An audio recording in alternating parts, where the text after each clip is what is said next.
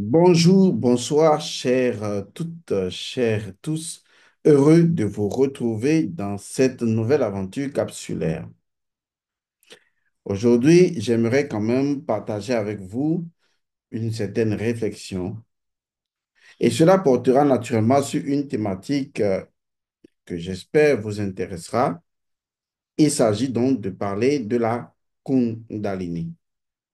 Plus précisément, il nous faut aborder aujourd'hui, eh bien, l'éveil de la Kundalini par le culte de la Kundalini dans la grâce. C'est important de parler de la Kundalini, surtout du culte de la Kundalini, à savoir l'art de rendre un culte. Rendre un culte à la Kundalini, c'est quelque chose de formidable. Et c'est l'une des voies les plus simples, à la limite les plus populaires et souvent la plus initiatique pour pouvoir éveiller la Kundalini. Il faut donc comprendre ce que cela signifie vraiment et quelle est naturellement l'intervention de la grâce divine dans cette affaire de la Kundalini. Je suis Elmancio Godson. Je suis un métaphysicien, mais également je pratique une forme de yoga nommée le Nada Yoga. Le Nada Yoga, c'est le yoga qui parle du nada, qui parle du son intérieur. Et donc, c'est la voix par laquelle on peut entendre la mélodie des sphères. On appelle ce système-là le Nada Yoga. Et à travers justement l'expérience du Nada Yoga, on peut éveiller la Kundalini par les mantras, par une technique particulière que j'ai expliquée dans l'un de mes livres intitulé Sastas 2. Et dans ce livre particulier, si ma mémoire est bonne, où je parlais justement de Nada Yoga, Sastas 2 ou Sastas 1, j'évoquais une dimension particulière de la Kundalini. Il s'agit d'une technique qui permet de rentrer, de descendre directement à l'intérieur du canal principal qu'on appelle le canal Sushumna, qui se trouve entre Ida et Pingala, et qui est généralement appelé dans toutes les traditions initiatiques, ce canal est souvent appelé le puits. Oui, vous avez entendu le puits. Et donc cela nous ramène automatiquement à beaucoup d'autres expériences extraordinaires de la Kundalini, comme par exemple l'histoire de Moïse qui a rencontré autour d'un puits les 7 filles de Jéthro et qui a dû épouser l'aînée. Parce que, qu'il vous souvienne, dans cette histoire de Moïse, une légende d'ailleurs, eh bien, Moïse était donc allé, euh, il a fui l'Égypte, il s'est retrouvé dans le pays de Médian, où si le nom est bon, et c'est là qu'il, affamé et fatigué, il s'est retrouvé dormant. Il a suivi donc une situation, une scène d'agression à l'endroit donc de cette fille qui venait puiser de l'eau dans un puits. Et donc ce facteur de puits qui existe d'ailleurs en Afrique, hein, vous savez très bien que en Afrique, dans toutes les maisons dignes africaines, entre-temps, il faut forcément avoir un puits. Et le puits représente ce qu'on appelle le canal Sushumna. Et le puits est l'identité qui est associée naturellement à la Kundalini.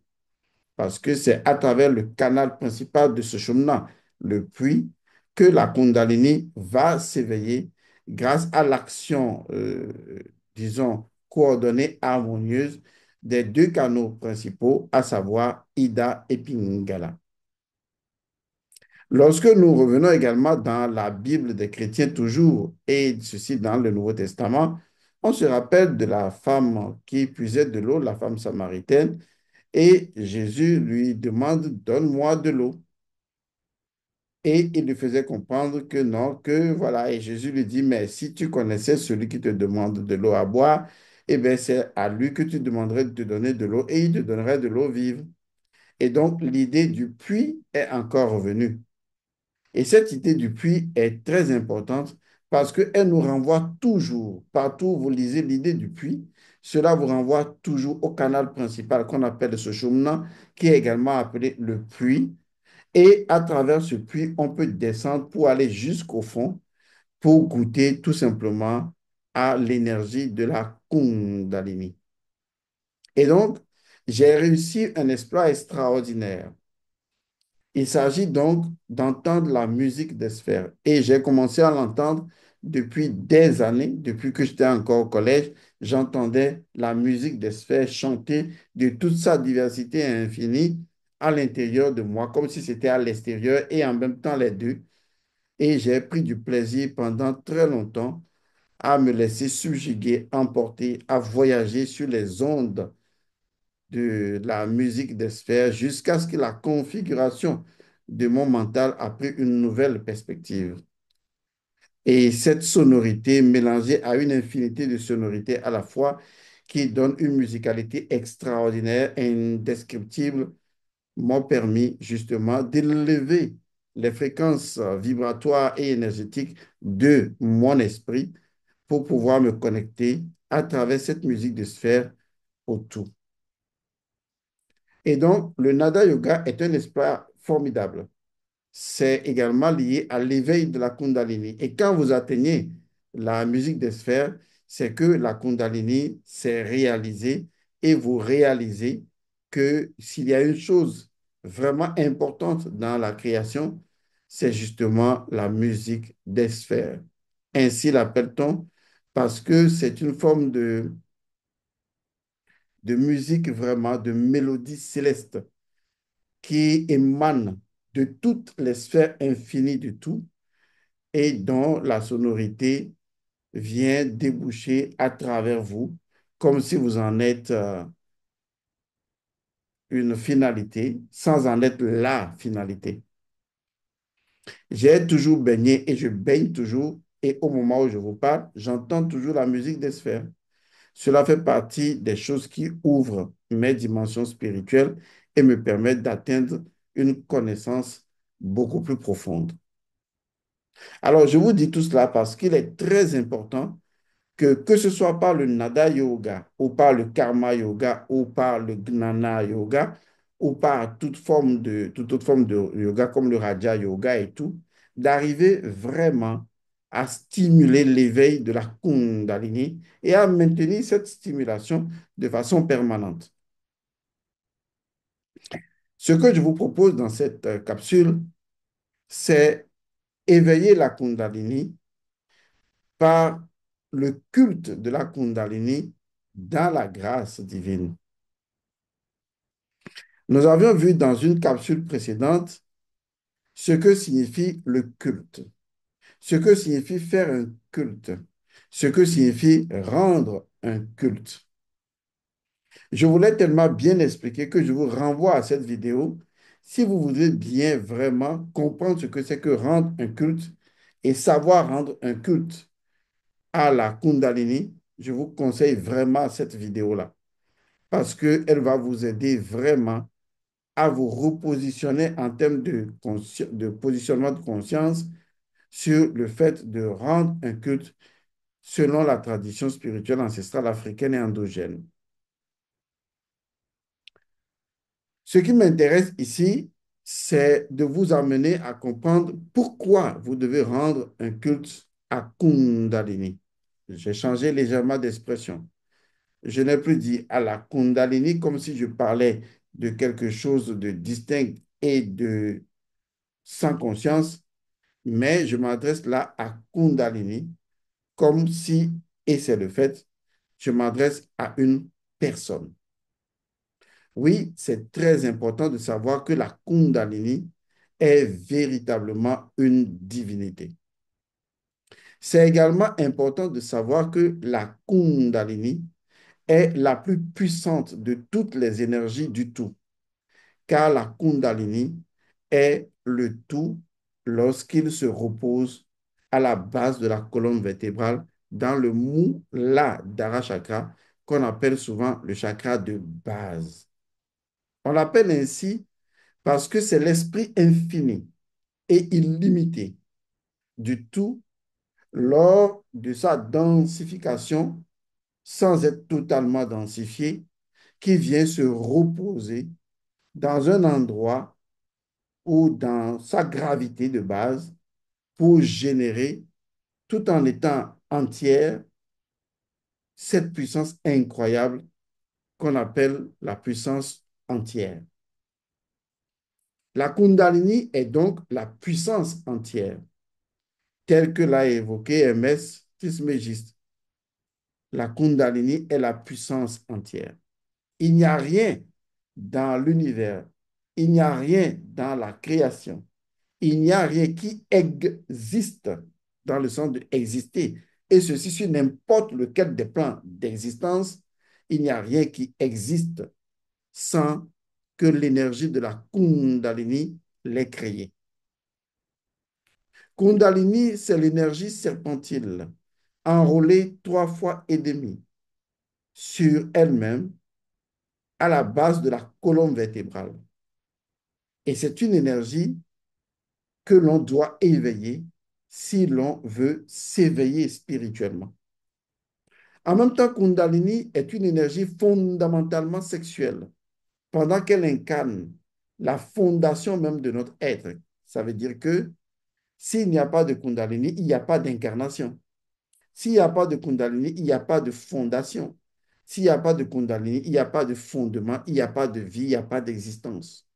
C'est la Kundalini qui est la créatrice, l'énergie créatrice de tout. Parce qu'en réalité, la Kundalini, la mère Kundalini, la mère divine Kundalini, c'est l'essence créatrice lorsque elle vient tout simplement s'endormir, se reposer à la base de la colonne vertébrale. Il y a de la Kundalini en tout. Il y a de la Kundalini dans les êtres humains, dans les êtres animaux, dans les êtres végétaux, dans les êtres minéraux. Il y a de la Kundalini dans la terre.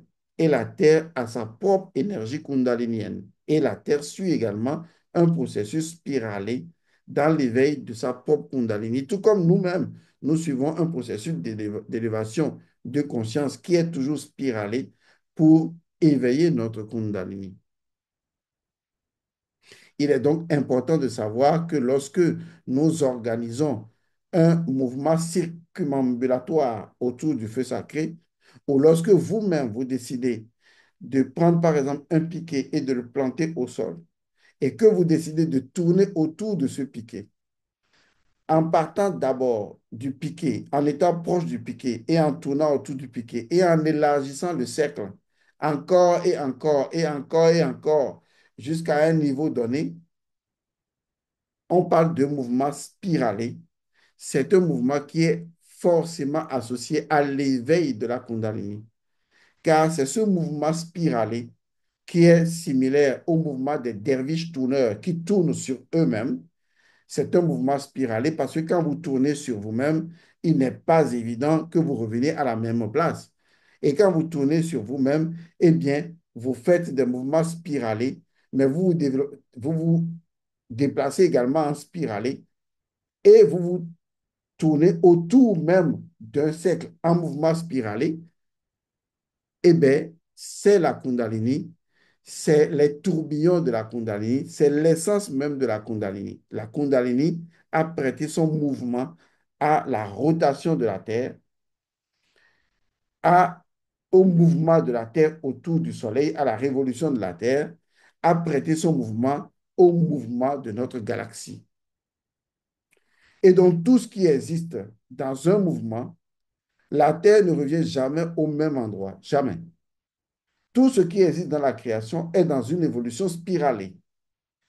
Ce qui impulse l'énergie fondamentale, primordiale, essentielle, qui imprime ce caractère unique à tous les corps célestes, c'est la Kundalini.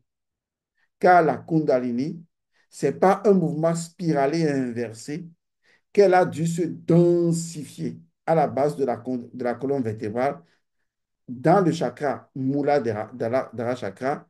Et ce n'est pas un mouvement spiralé de désencellement. Vous voyez que la Kundalini va encore se réveiller. Et ceci à l'intérieur de son canal principal qu'on appelle le canal de Sushumna.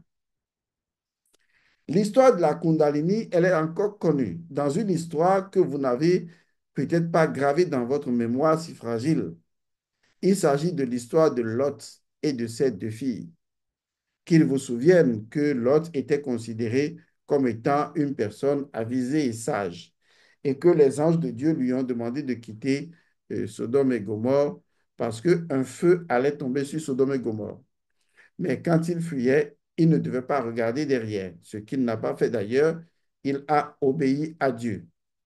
Mais la femme de Lot, elle a regardé derrière parce qu'elle était accrochée ou elle serait accrochée encore à ses possessions et elle fut transformée en statue de sel.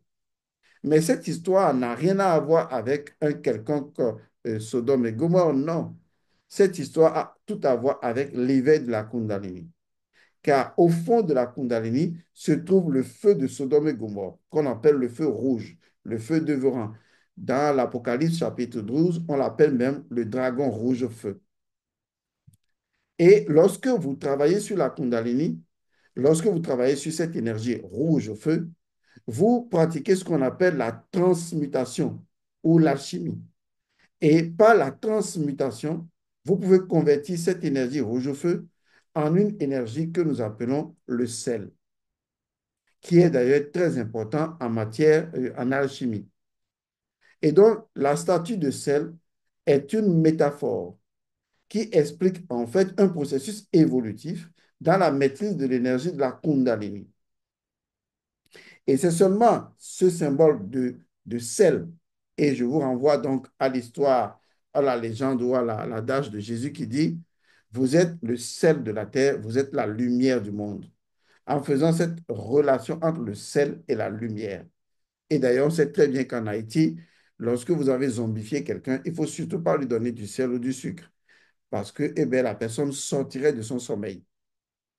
Donc, le sel joue un rôle très important et est proche de la lumière. Et vous connaissez les rituels par le sel.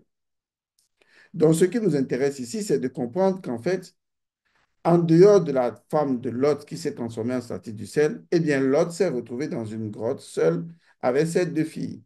Et ces deux filles l'ont drogué. Enfin, drogué, c'est trop dit. Eh bien, lui ont fait boire du vin. Le vin représentant justement la grâce divine. Vous comprendrez un peu plus tard. Et donc, lui ont fait boire du vin et ont obligé leur père à coucher avec chacune d'elles. Et à partir de là, on fait des enfants. Mais cette histoire n'a jamais eu lieu. Il s'agit tout simplement de la relation qui est entretenue entre trois canaux principaux pour l'éveil de la Kundalini. Le premier canal qui est le canal Ida et le deuxième canal qui est le canal Pingala. Ce sont des canaux droit et gauche qui gèrent naturellement les énergies solaires et lumière. Et leur interaction, leur maîtrise, leur alchimie, leur équilibre, leur ordre, leur amour va générer à l'intérieur du troisième canal, qui est le canal du milieu à tous les deux, qu'on appelle le canal Sushumna, va générer dans un micro-canal interne à ce canal, le canal Shri, et c'est ce canal qui va servir justement de l'éveil lorsque l'énergie Kundalini va monter à travers ce canal. Vous comprenez que chaque peuple a essayé à un moment donné de vouloir présenter le culte de la Kundalini d'une manière ou d'une autre. Et que ce culte de la Kundalini, eh bien, n'a pas marché parce qu'à un moment donné, les hommes sont toujours passés à côté des vertus et des valeurs fondamentales exigées par la Kundalini, la divine mère. OK? Je vais vous renvoyer également dans l'histoire du Jardin d'Éden. Dans l'histoire du Jardin d'Éden, on vous parlera d'un jardin qui serait créé par Dieu. Nous savons très bien que ce jardin n'a jamais existé et que c'est une copie d'une histoire égyptienne. Anyway, restons dans la logique de ce que les chrétiens présentent dans la Bible des chrétiens. Si vous voulez, vous pouvez aller relire cela. On a parlé d'un champ. Rappelez-vous, le jardin de Dieu est un champ en quelque sorte. Mais il y a des éléments assez curieux dans ce champ. Et ces éléments sont essentiels à la compréhension de la Kundalini. Déjà, on vous parlera de quatre rivières qui coulent à l'intérieur de ce jardin. Quatre rivières. Or, lorsque vous étudiez la Kundalini, surtout lorsque vous étudiez là où réside la Kundalini, on appelle ce lieu-là le chakra de base, le Mula Adhara Chakra. D'accord? Lorsqu'on étudie ce chakra, on se rend compte que c'est un chakra qui est appelé le chakra à quatre pétales. C'est-à-dire qu'en réalité, à l'intérieur de ce chakra se trouvent quatre courants d'énergie, qui sont les quatre courants de rivière exprimés dans le jardin d'Éden.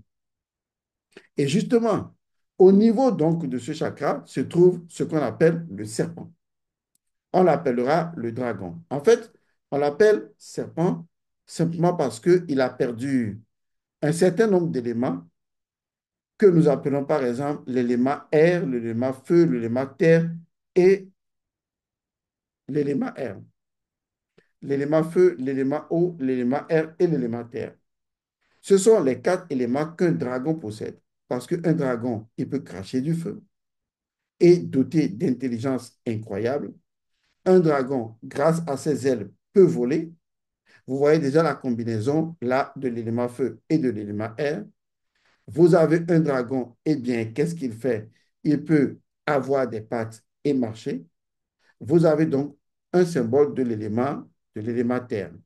Et le dragon, contrairement à ce que vous pouvez imaginer, peut vivre sous l'eau. Donc le dragon a toujours été considéré comme un animal mythique mais réel qui dompte les quatre éléments. Donc le dragon a dompté les quatre éléments. Le dragon dompte les quatre éléments. C'est pourquoi dans Apocalypse 12 des chrétiens, il est écrit, il apparut dans le ciel un signe, un dragon rouge feu. Parce que le dragon dompte les quatre éléments. Le dragon est maître des éléments. Lorsque vous suivez certains films, on vous parle de dragon. Le dragon a déjà dompté les éléments. Le dragon est le maître des éléments. Il y a des bons et des mauvais dragons. On parlera de Agatho Daimon et de Kako Daimon, qui sont le bon dragon, le mauvais dragon, le bon serpent, le mauvais serpent. Le Agatho Daimon est le bon, le Kako est le mauvais. D'une manière ou d'une autre, on vous parlera de ça.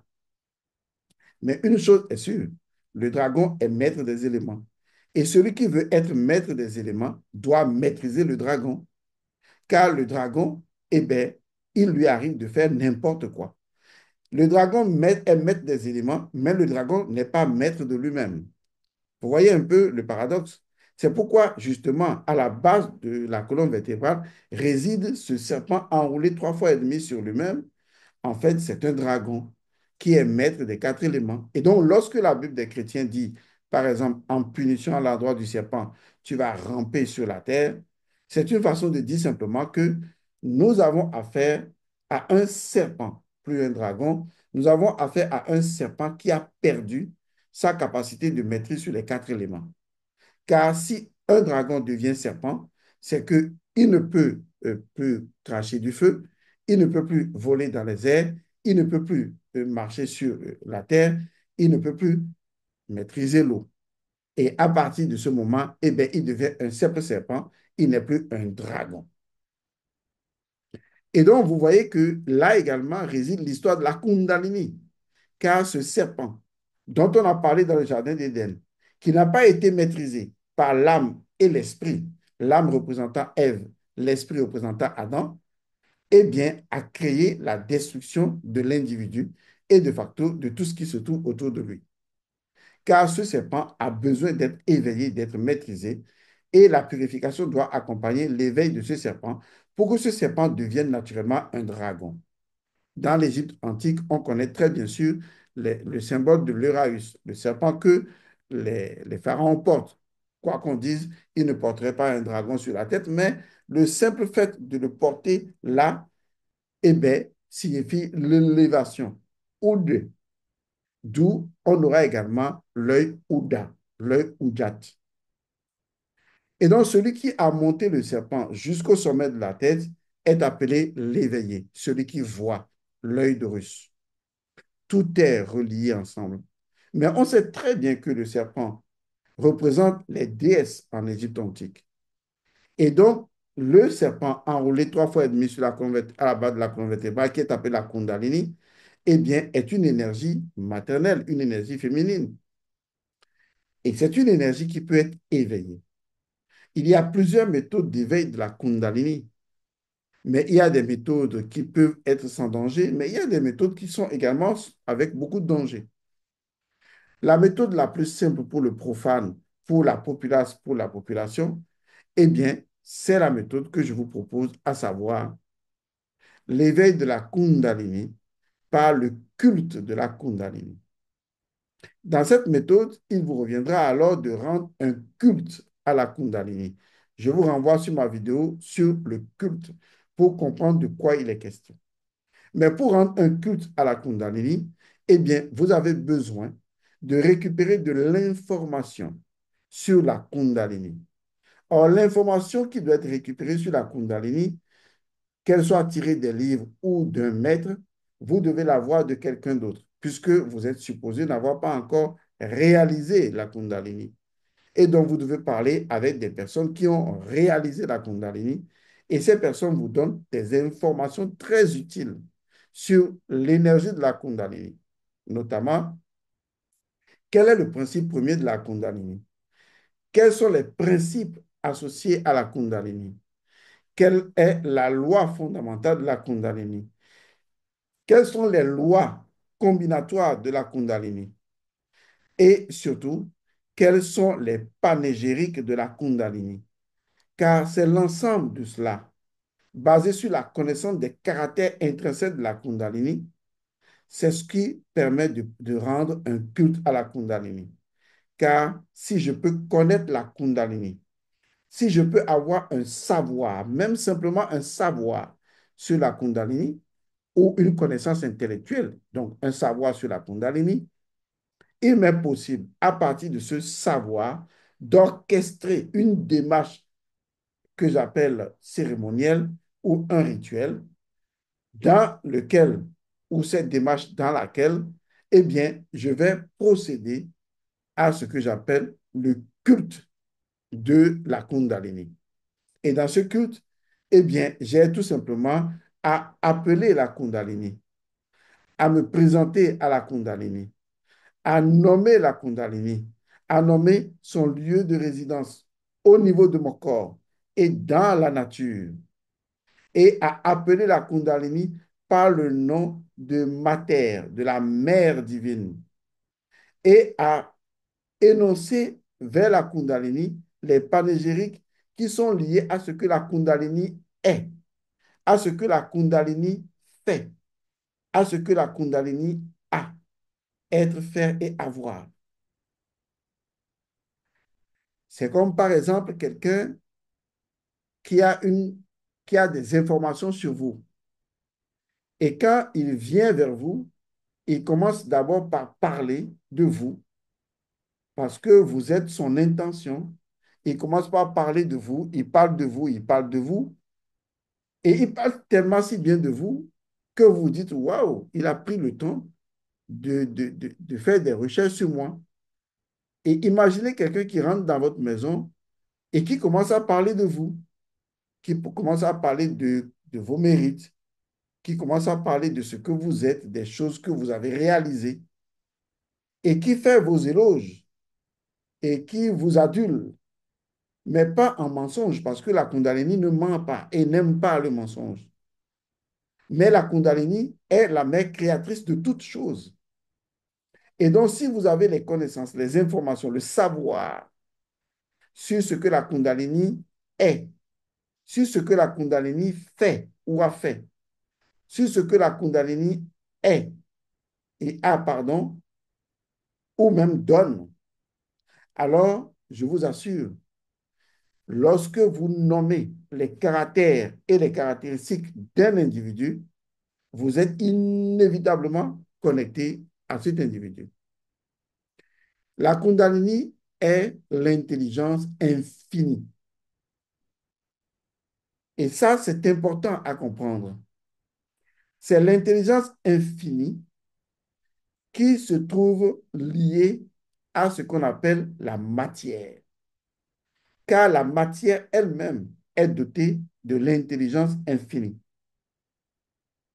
Car en réalité, l'intelligence infinie s'est densifiée et a donné matière.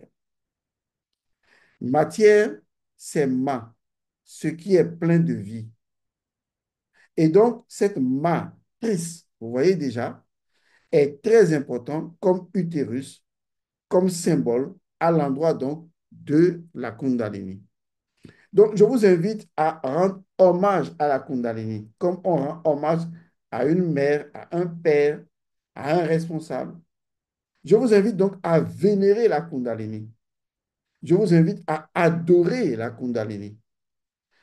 J'ai déjà dit à plusieurs reprises, dans la plupart de mes capsules et de mes formations, toute la magie est intention. Car dans l'intention se trouve toute votre magie. Et si votre intention est claire et pure, vous avez déjà réalisé la magie de ce que vous voulez faire, déjà dans l'intention, avant même de tenter de faire ça dans le monde extérieur.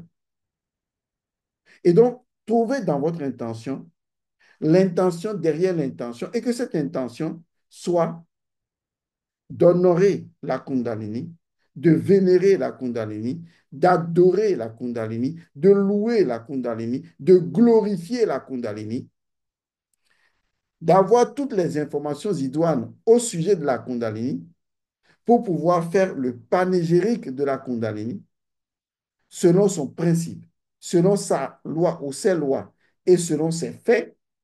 Si vous faites ça, alors la Kundalini entendra votre appel. La Kundalini entendra votre voix. La Kundalini n'a pas le choix. Elle est obligée de vous entendre puisqu'elle se reconnaît dans ce que vous dites et elle sait que c'est d'elle que vous parlez. Et elle ne peut point se taire alors que vous parlez d'elle et que vous l'appelez.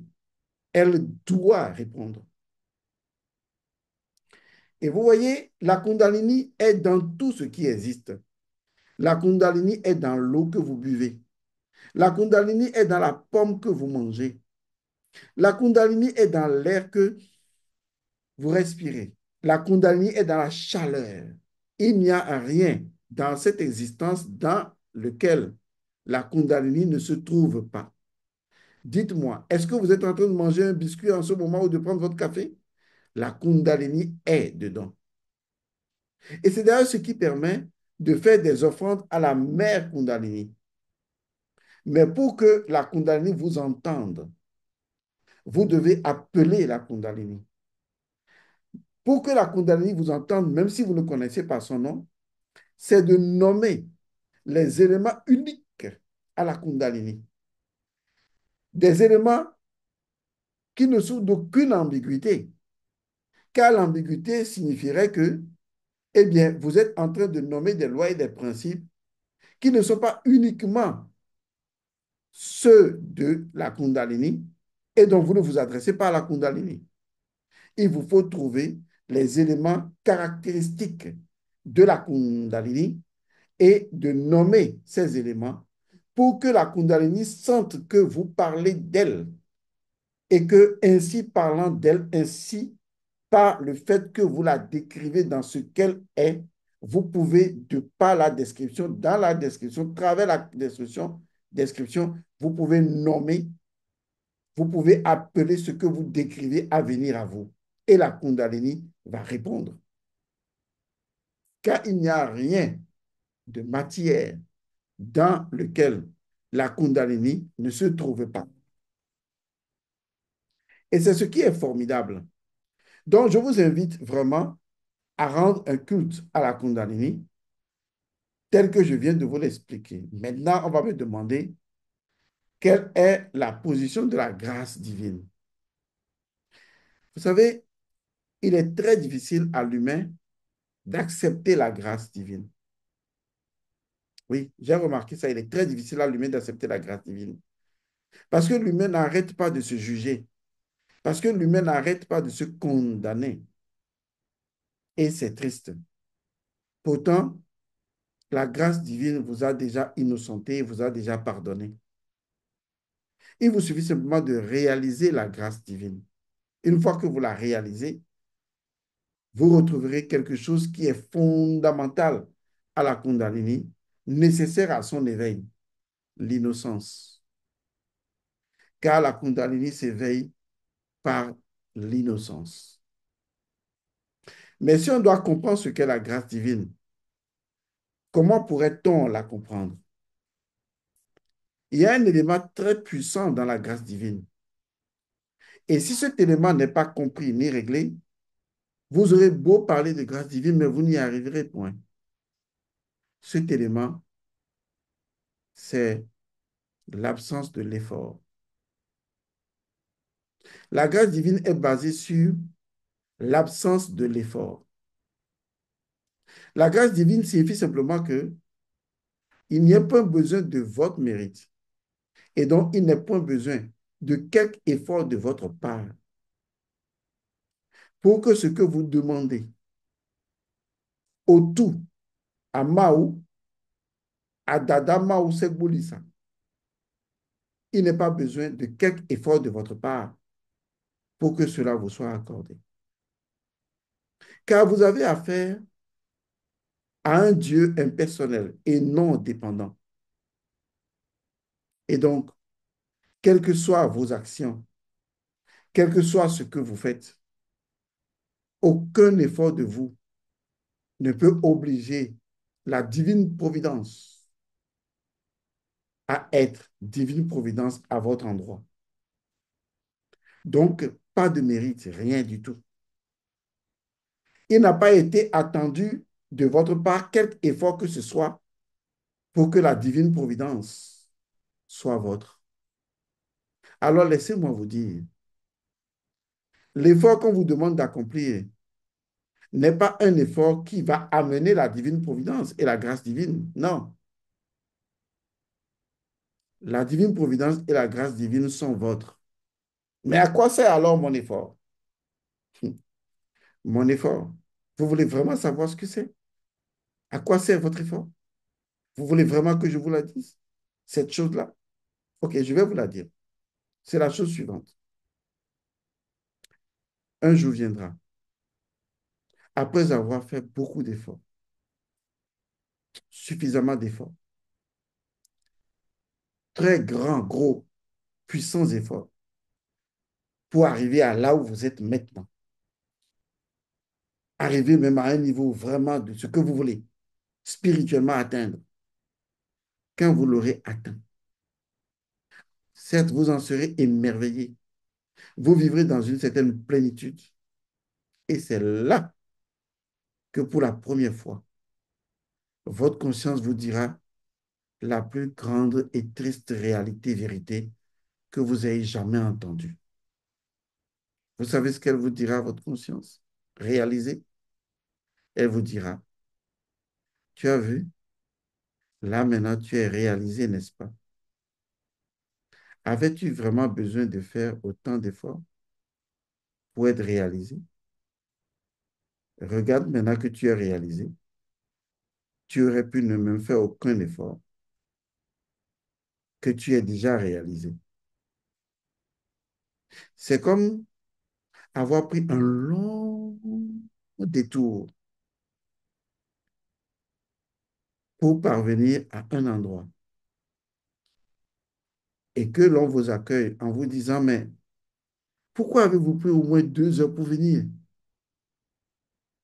Je vous dis, mais non, j'étais au portail ici et donc comme je voyais qu'il n'y avait pas de passage, eh bien, j'ai dû faire le détour et donc il y avait un autre champ. Bon, le gars n'a pas accepté, on a dû contourner.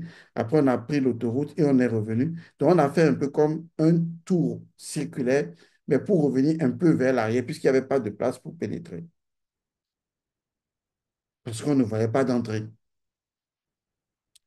Et c'est là que le sage vous dira, mais est-ce que vous voyez la petite porte qui est là? Oui, mais c'est une fois les vieilles, celle-là, cette porte-là, non, c'est condamné. Et le sage vous dit, venez, vous arrivez. Et il ouvre et la porte s'ouvre. Et puis il vous dit, il fallait juste que vous tapiez. Coco. Donc, parce que vous n'avez pas juste ouvert la porte pour passer. Vous avez dû faire un effort colossal de faire un détour pour revenir au même endroit, mais de l'autre côté, alors qu'il y avait une porte là. Vous voulez savoir à quoi la grâce divine correspond? C'est exactement ça. Et elle vous posera la même question. Pourquoi avoir fait autant d'efforts pour atteindre la réalisation de soi? Alors que maintenant que vous y êtes, vous vous rendez compte qu'en fait, vous n'aviez même pas besoin de faire d'efforts pour y arriver. C'est paradoxal, n'est-ce pas? Oui, ce sont des choses qui arrivent vraiment. Et c'est ce qu'on appelle la grâce divine. Je vous remercie d'avoir suivi cette capsule. J'espère que vous avez décelé les petits secrets que j'y ai foutus pour vous aider à pratiquer une méditation ou un rituel qui vous permette donc de rendre un culte à la Kundalini en toute intention et que vous verrez, la Kundalini, elle n'aura pas le choix. Elle va vous répondre. Car dans cet univers, quand vous nommez les choses, et même quand vous ne connaissez pas le nom des choses et que vous nommez les caractères des choses ou les caractéristiques des choses ou les principes ou les lois et les fonctionnalités propres à certaines choses, alors, vu le principe de singularité et d'unicité, la chose, la seule, va vous répondre. C'est beau, n'est-ce pas? Que les bénédictions soient, je voudrais vous demander à vous tous un service. Je voudrais nous demander, je suis dedans, je voudrais nous demander de faire un effort. Je vous remercie d'être déjà parvenu avec moi. Nous tous, on est parvenus à 90 000 abonnés. Waouh, c'est génial. On l'a fait. On est parvenu à 90 000 abonnés. Vous l'avez remarqué avec moi certainement. J'ai attendu quelque temps pour m'assurer que c'est bien parti au-delà de 90 000 abonnés. Mais c'est là, nous sommes à 90 000 abonnés. Je tiens vraiment à vous remercier. Du fond de mon cœur, à remercier toutes les âmes qui se sont abonnées gratuitement à cette chaîne. Ça veut dire que vous aimez ce que nous faisons et tant mieux. Nous promettons d'en faire mieux. Mais là, je voudrais vous lancer un défi. Il nous faut aller à 100 000 abonnés. Nous le méritons, n'est-ce pas? Et si on exploitait la grâce divine? J'ai besoin que nous parvenions à 90 000, à 100 000 abonnés, au-delà de 90 000 abonnés, à 100 000 abonnés. Si nous parvenons à 100 000 abonnés, et je nous le souhaite vraiment, je voudrais vous dire une chose, vous promettre une chose. Je vais faire pour vous une autre capsule pour vous montrer comment on peut développer son intuition. Et vous allez voir que développer son intuition est la plus grande, meilleure chose qui puisse vous arriver. Vous en avez besoin. L'intuition, c'est quelque chose de formidable. Et là, vous allez la développer. Quand on abordera, on arrivera à 100 000 abonnés, je vous ferai une capsule, sinon deux, sur comment développer son intuition. Je vous remercie et je vous retrouve dans une autre capsule. Paix et bénédiction à chacun d'entre vous. Merci.